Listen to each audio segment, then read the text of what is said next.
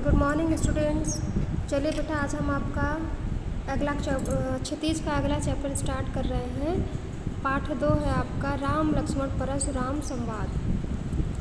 तो इसमें बेटा नाम से ही जैसे है ना कि राम लक्ष्मण परशुराम संवाद, यानी कि राम लक्ष्मण और परशुराम के बीच हुई बातचीत। संवाद मतलब आप लोग जानते हैं ना, बातचीत, डायलॉग। तो इसमें बेटा उस समय की बात कही गई है कि जब रामायण आप लोगों ने देखा होगा, जो सीरियल आ रहा था, तो उसमें एक प्रसंग ऐसा था कि जिसमें सीता का स्वयंवर होना था। ठीक, तो सीता के स्वयंवर में यह शर्त रखी गई थी कि राजा जनक के पास एक शिव धनुष था, जो इस शिव धनुष को उठा करके उसकी प्रत्यंचा यानी डोरी चढ़ा देगा, उसे सीता का विवाह होगा। तो अब ये जो शिव धनुष है, ये परशुराम जो थे, मुनि थे, बहुत महान तपस्वी थे। इन्होंने, अब चूँकि ये पर्वतों पर रहते थे, तपस्या करते थे, तो इनको एक शिव धनुष वरदान के रूप में मिला था। तो उस शिव धनुष को इन्होंने राजा जनक के पास रखने के लिए दिया था, अमानत के तौर पे, कि आप इसको रखे रहिए। वो शिव धनुष इतना भारी था, इतना विशाल था, महान था कि उसको उठाना सबके बस की बात नहीं थी।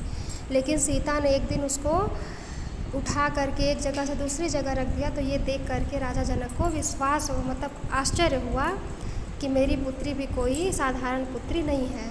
तो उन्होंने उनके विवाह के लिए ये स्वयंवर रख दिया कि जो भी इस धनुष को उठाएगा, उसकी डोरी चढ़ा देगा, उसी से मेरी पुत्री का विवाह किया जाएगा, स्वयंवर वही जीतेगा।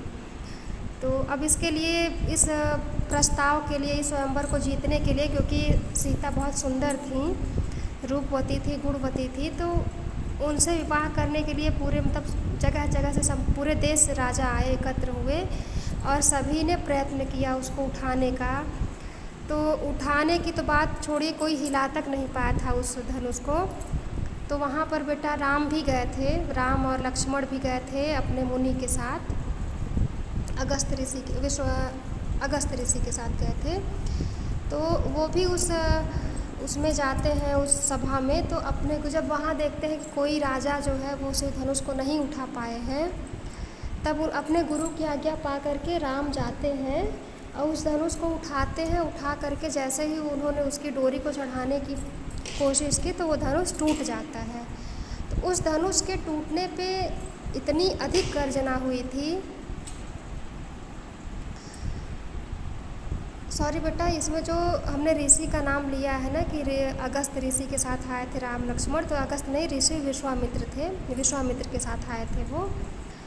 तो जब वो राम उस धनुष को उठाते हैं, उसकी डोरी को चढ़ाते हैं, तो इतने में वो टूट जाता है। टूटने के बाद ही उस धनुष को इतनी तेज़ गर्जना हुई, जितनी जैसे बादल गरजते हैं, उससे भी अधिक घोर आवाज़, जिससे सभी दरबार के लोग काँप जाते हैं। और ऋषि विश्वामित्र, उनको ऋषि परशुराम जो थे, परशुराम को तुरंत पता चलता है कि उनके शिव धनुष कोई हानि पहुंची है। वो तुरंत उस सभा में आ करके खड़े हो जाते हैं और बोलते हैं उनको, मतलब वो देखते हैं कि उनका शिव धनुष टूट चुका है, तो वो पूरी तरह से क्रोधित रहते हैं। क्रोध में ही बोलते हैं कि ये शिव धनुष किसने तोड़ा, किसकी इतनी हिम्मत हुई, और कौन इतना बलशाली है जो इसने इस शिव धनुष को तोड़ दिया।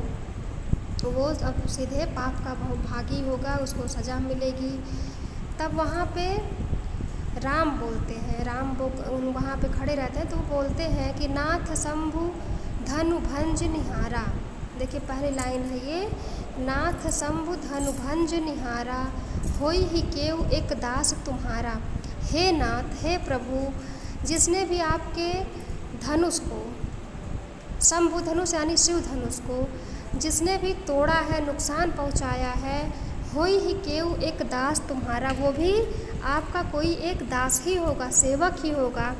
सेवक वो क्यों कह रहे हैं, क्योंकि इतने महान शिव धनुष को तोड़ने वाला और इतने महान ऋषि के धनुष को तोड़ने वाला कोई मतलब आपका ही दास होगा, यानी आपके